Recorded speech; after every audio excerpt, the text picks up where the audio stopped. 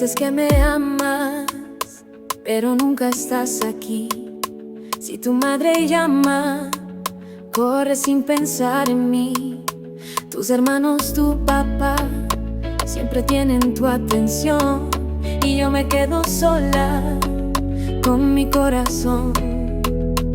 Yo no compito con tu sangre, pero ¿dónde queda el amor que me juraste? Soy tu mujer, no una sombra más, y me estoy cansando de esperar.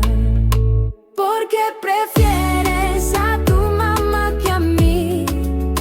Porque tu familia siempre antes que estés en ti. Yo no quiero ser tu última opción, quiero un lugar en tu corazón. No soy rival, solo pido lealtad, pero nunca soy prioridad. Te escucho hablar de todo lo que hacen por ti, y yo solo vivo luchando por ti. ¿No ves que el amor también se cuida? No soy de piedra, también se me termina la vida.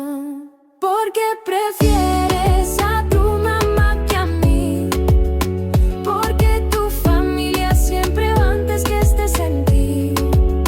Yo no quiero ser tu última opción, quiero un lugar en tu corazón. No soy rival, solo pido lealtad, pero nunca soy prioridad. No te pido que dejes a los tuyos, solo que no me dejes en lo oscuro. Amar no es elegir, es equilibrar, y yo ya no puedo más. ¿Por qué prefieres a tu mamá que a mí?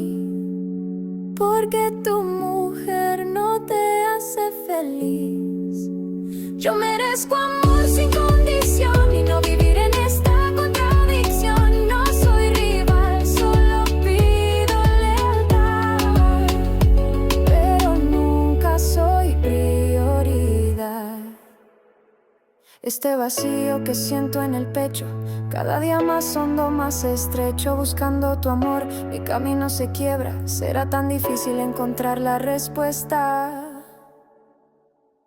Una vez pensé que todo esto iba a cambiar, pero el tiempo avanza y tú sigues en tu lugar. El eco de tus promesas ya no suena igual. Necesito saber, ¿habrá un final?